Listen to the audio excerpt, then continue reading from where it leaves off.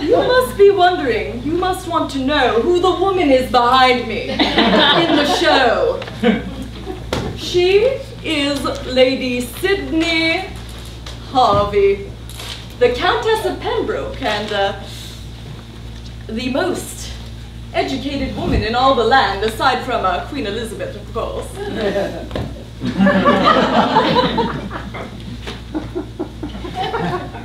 Oh, a sonnet I see. She laments the death of her poor dear brother after an injury to the knee. Oh, such pain, such sorrow. She sits in grief, yet there are too many reasons, and I must be brief. Ah, her poor, late brother. He wanted to create words of stone, for he was a master of poetry and prose, and his words were like wine. They simply flowed. Oh, poor, dear Mary Sidney. She seems to think that if she does her best and pens her way through, she may put her grief to rest.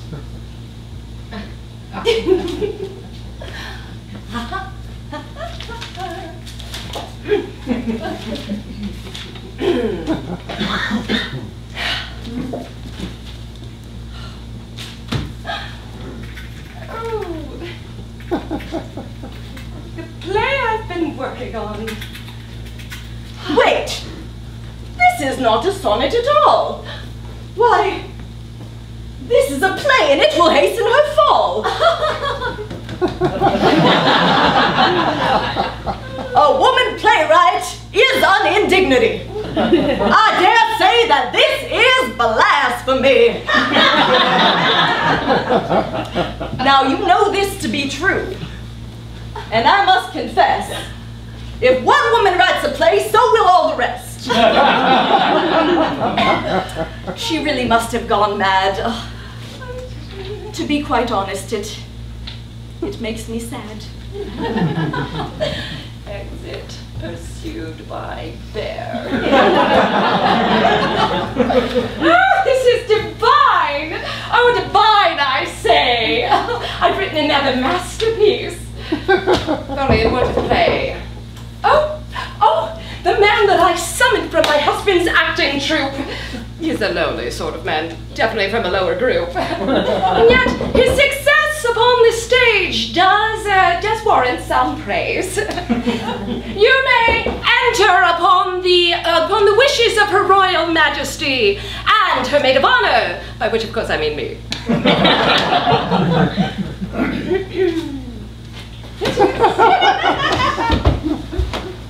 Up, I say! We must be quick and concise in this play.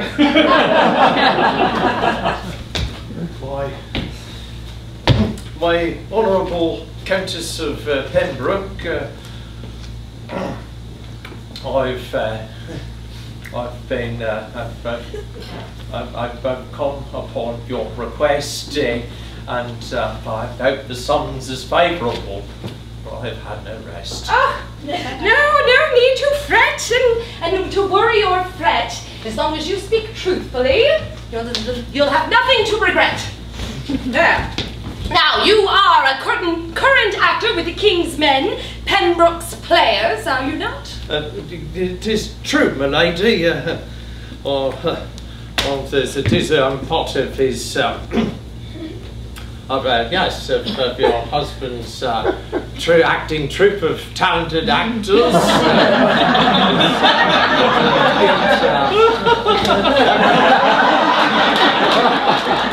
Quite a lot. Why, just last week we performed in spite of food poisoning, which isn't the norm. Well, some blamed the melons and others the wild cherries. I couldn't help asking, what about the strawberries? Yes, that is my husband's troupe. It's true, and yet I am privy of a certain opportunistic fellow, which is you. Whoa, my lady, I know not what you've heard. Oh, relax. Do not flitter about like a frightened little bird. But I've heard of you I will keep close to my bosom. Imagine me as an ally of sorts, although I be a woman. Well, you are a woman indeed. I imagine anything less obvious, anything more obvious. But what you want from me tickles me consciousness. My son, William Herbert, Lord Chamberlain, has recently issued me some unsavory news. Oh, I see. Well, tell it to the pews. I do not look for absolution or confession.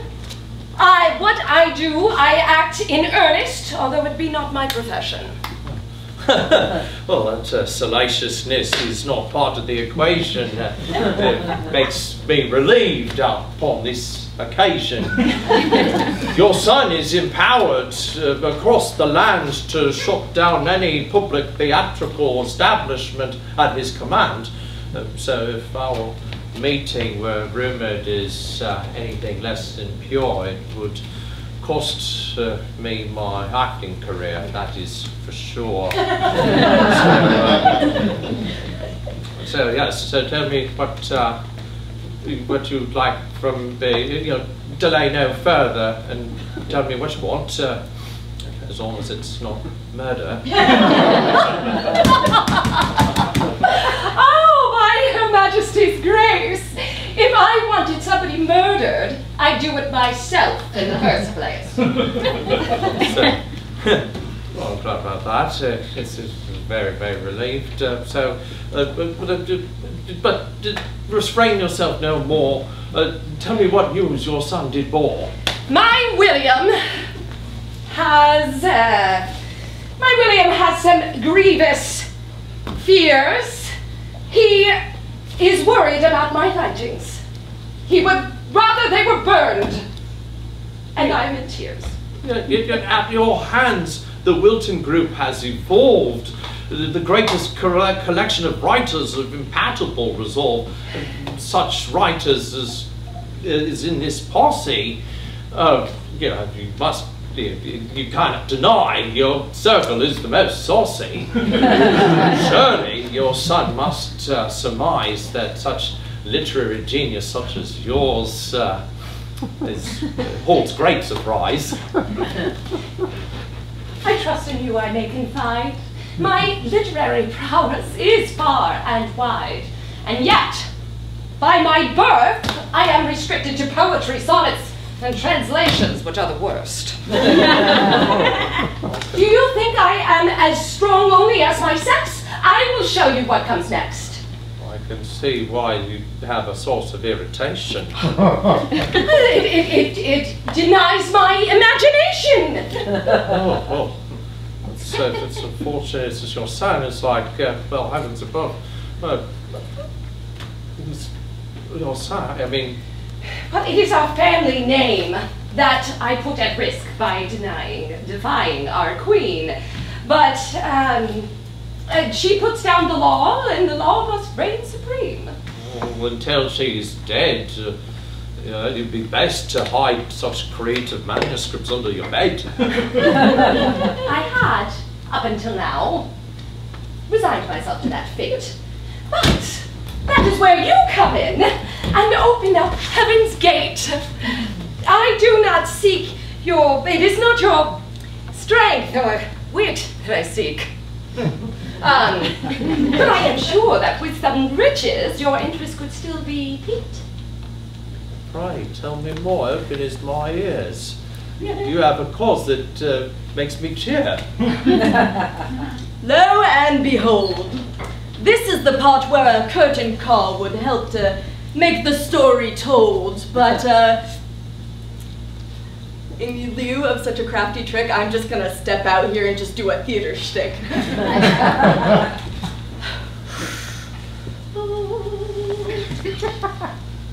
I am most worried. Indeed I am. For such events are not as they should be. women in playwriting. Woe is me! Goodness gracious. If this were to be the case, every woman on this planet would want a piece of the cake. I dare say, if they go through with this, something will most certainly be amiss. Or pray tell me more, and what is the pay, and well, I'll subvert my conscience and look the other way. You do exceed your reputation, and I shall dance in exultation. A writer and actor go hand in hand. I'm already on your side, but get to know your plan. You yourself have some aspiration to write for the stage. Tell me, have you much success beyond the written page? Oh, I must confess, I've done a bit of writing, that, and every little bit of it has been called crap. I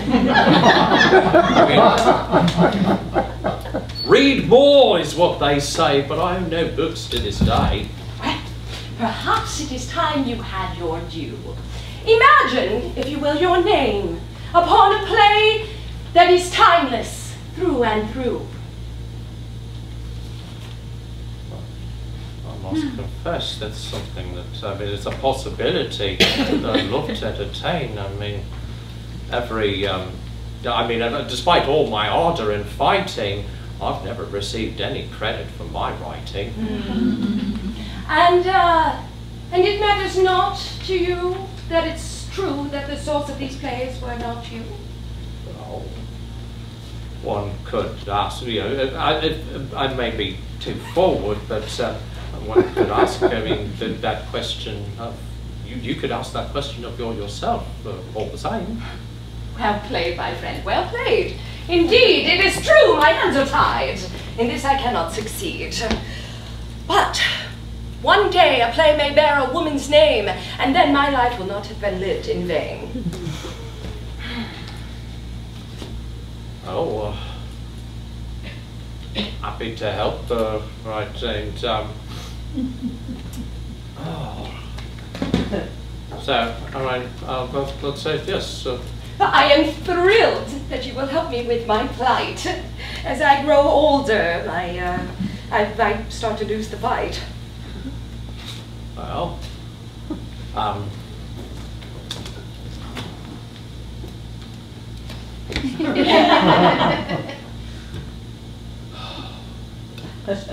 well, and this is precisely the reason that I chose you. Well,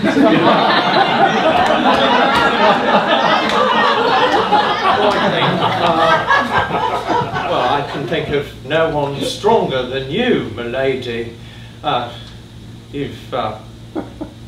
I can think of no one stronger than you, and I'm happy to help you out. You are that music to my ears, and you bring to my eyes new tears. Now, before I send you on your way, how upon my manuscript shall I your name convey? Why, good lady, you've summoned me. Know you not how my parents have christened me? Of course, I am, my friend, familiar with thy name. It is thy 6 different signatures that I find passing strange. Out of necessity, I've changed my name, but with your money, I can keep it all the same. Yes, well, that is all fine and well. If you cannot, can you at least speak your proper name if you cannot make it spell? Today, I am the actor from Stratford-on-Avon. That much is clear.